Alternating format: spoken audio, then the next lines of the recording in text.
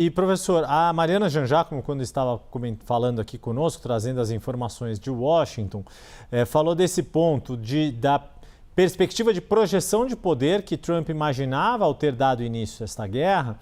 E, no fim das contas, parece ser o Irã quem tem conseguido, se não uma projeção de poder, mas ao menos uma projeção de resistência maior do que a própria comunidade internacional imaginava.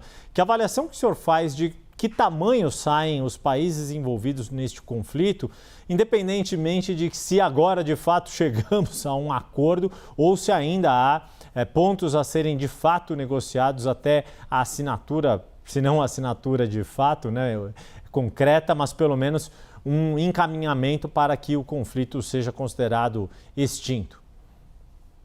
Olha, acho que do ponto de vista mais importante, que é o humanitário, a guerra obviamente é um desastre, né? A gente está falando de morte de pessoas, de civis, em sua maioria, de pessoas pegas nesse fogo cruzado. A gente, além da questão humanitária, que é mais importante, a questão econômica. Então, é um pouco difícil, né? E acho que a sua pergunta é boa nesse sentido, tentar calcular quem que ganha nessa final das contas, porque a gente está falando de uma tragédia.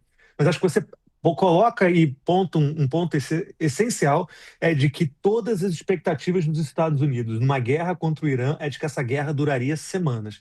O Irã demonstrou uma resiliência, uma capacidade de responder aos ataques de maneira bastante potente. Lembrando que, inclusive, a liderança máxima, Ayatollah Khomeini, foi morto pelo Irã, pelos Estados Unidos, num ataque. Então, existia a perspectiva do regime cair, de ter revoltas nas ruas. Isso não aconteceu. O Irã demonstrou uma sobrevida bastante potente e não há indícios nesse momento de que tenha ali um caos ou algo para acontecer. O regime conseguiu ficar bastante coeso.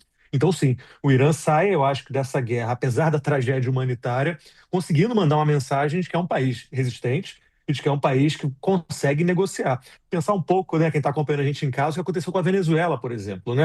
Maduro foi sequestrado pelos Estados Unidos, num contexto ali que ele foi levado para Nova York. Hoje, o governo venezuelano não seria exagero afirmar que quase um protetorado norte-americano, com um depósito de petróleo sendo mandado para os Estados Unidos. Isso não aconteceu com o Irã, né? O Irã resistiu dentro desse tipo de contexto. E acho que isso vai, obviamente, estar dentro da nossa discussão ao longo das próximas semanas para pensar um cessar-fogo, porque não é um Irã completamente destruído, é um Irã que consegue impor, de alguma maneira, a sua vontade, né?